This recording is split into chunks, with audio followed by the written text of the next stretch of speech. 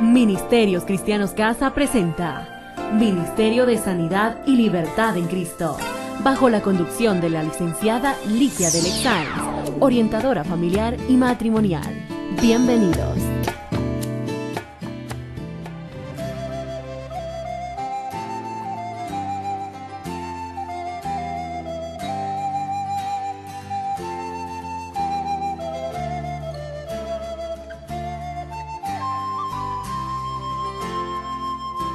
Cuánto gusto, mis amigos y amigas del Austro. Soy Ligia de Lexáenz, orientadora familiar y matrimonial, quien les da la más cordial bienvenida a una audición más de su programa Ministerio de Sanidad y Libertad en Cristo. Hoy partimos con una deplorable serie llamada El abuso sexual. Esperamos que al término de la misma, quienes pudieran estar sufriendo culpa, temor y vergüenza por causa de este grave mal, nos permitan ayudarlos. Para el desarrollo de este tema, cuento con la grata compañía de mi ñaña linda, a quien le doy la más calurosa bienvenida. Gracias. Soy Linda Freeman y estoy muy contenta con la presencia de todos ustedes con nosotras. Espero que estos programas sean para su beneficio. Adelante, Ligia. Se quedó rendida allí en el piso, me dijo, dolida a la vida y el corazón en 1000 pedazos. Las lágrimas se derramaban por sus mejillas a caudal desbordado y un grito angustioso le desgarraba el alma. Los quejidos dolientes no cesaban en su pecho. Es que cruel es ese dolor del atropello, cuando un hombre convertido en una bestia se abalanza sobre su indefensa víctima para convertirla en un guiñapo luego de satisfacer sus fieros instintos.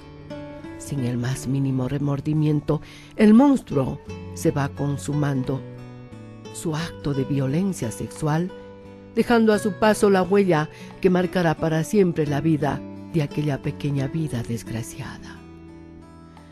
¿Por qué? ¿Por qué a mí?, se pregunta, y un mudo silencio le responde, haciendo más honda su pena, y con el eco de su silente grito solo halla soledad, vacío, desesperación. Ya nada es igual. Un solo deplorable momento bastó para robar su dignidad, matar su confianza en el ser humano y destruir su pobre ilusión.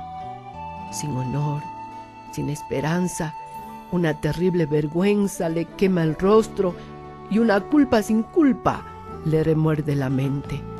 Si no hubiera, se repite lastimeramente, pero ya no hay remedio. Sí lo hay. Les recuerdo a ustedes, quienes estuvieran sufriendo por este horrible mal, que sí es posible volver a empezar. Ánimo, mis amados. Ánimo, mis amadas. Jesucristo el sanador es quien curará las heridas dejadas por el abuso sexual sufrido en el pasado. Él murió en la cruz por amor al mundo. Dejen que Él sane sus vidas lastimadas. Por supuesto que la decisión está en ustedes. Cristo Jesús está allí a su puerta y los llama. Recuerden que hasta para la muerte, Él es la solución. En casa, a las personas que van por ayuda, les presentamos 2 requisitos indispensables para la solución de sus males. Primero, creer que Jesucristo es Dios de imposibles y que operará su sanidad, su libertad y su anhelada comunión con la familia. Y segundo, obedecerle. No hay otras maneras. Del librito de Don B. Allender de Ministerios RBC, hemos tomado los contenidos para la exposición de esta nueva serie. El abuso sexual es un delito que causa más vergüenza a la víctima que al transgresor. Se lleva la inocencia y el autorrespeto de una persona y por lo general silencia a la víctima, lo cual dificulta que encuentre ayuda. A menudo es tan difícil lidiar con las heridas y las luchas que no se sabe cómo pelear con el abuso original. Muchas víctimas se sienten solas, confundidas, deprimidas y a veces como si se fuesen a volver locas. Si usted ha sido víctima de abuso sexual o si conoce a alguien que tenga ese problema, ponga atención a su programa. En el trayecto estaremos describiendo un proceso de recuperación lleno de esperanza y ayuda. Algunas de las cosas que va a escuchar son difíciles de aceptar, pero el dolor de la comprensión y de la sanidad es mucho menor que el dolor de la negación y la desesperación. Primero vamos a hablar sobre el problema de abuso sexual. Es importante comprender la naturaleza del abuso sexual. Para que la sanidad ocurra, tiene que comprenderse no solo la ofensa original, sino también el daño progresivo que un abuso así hace tanto a los transgresores como a las víctimas. La definición del problema es: el abuso sexual es cualquier contacto o interacción por medio del cual se usa a una persona vulnerable, por lo general un niño o una adolescente, para lograr el estímulo sexual en una persona más fuerte o de mayor influencia. El abuso sexual es mucho más amplio que un coito forzado, no forzado o simulado.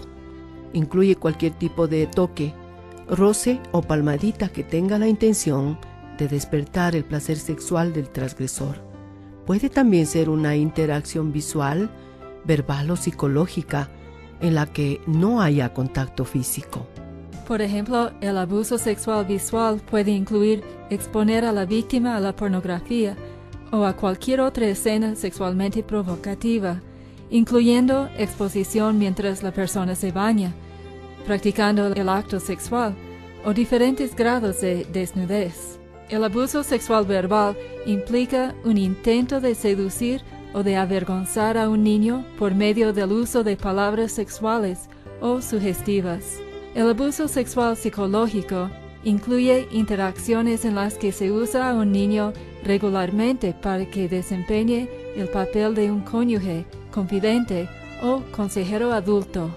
Grave error este. Por ejemplo, una madre que le habla a su hijo de 12 años de sus frustraciones sexuales con su esposo y que comparte sus más profundos pensamientos y sentimientos con él, de tal forma que lo invita a tener un nivel de intimidad adulta. Ha violado la identidad sexual del muchacho. Hablemos de la gravedad del problema. El abuso sexual se ha extendido mucho.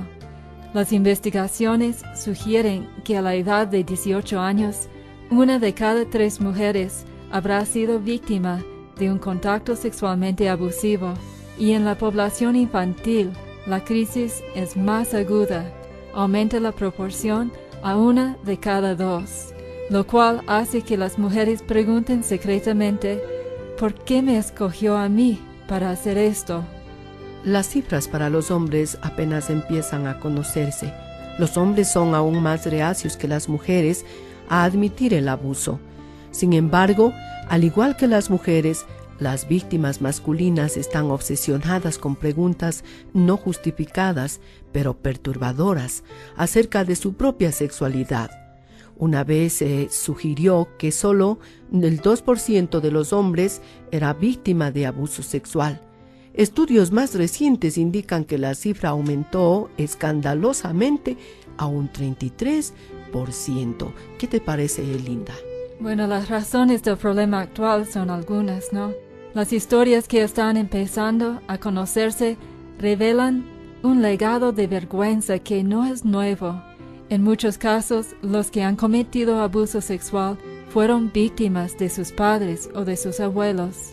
El abuso se ha estado pasando silenciosamente de generación en generación, siempre y cuando se pueda mantener como secreto de familia, y siempre y cuando las presiones sociales y religiosas sean lo suficientemente fuertes como para prohibir su divulgación. Estos patrones se han reforzado por la ruptura de la familia, la propagación de la pornografía, el alcoholismo, la adicción a las drogas y la decadencia general de los valores morales y espirituales. La actual fascinación que existe con el ocultismo y la actividad satánica también se ha identificado como un factor contribuyente. Hay una revelación que hace la Biblia acerca de este problema. El registro bíblico de la violación de Tamar muestra la intención de Dios de hacer del abuso sexual un tema de discusión pública. Cuando el hijo del rey David violó a su media hermana, el acto y la confusión que se derivó del mismo llegó a formar parte del registro público y religioso de Israel. Hay mucho que ver en este incidente.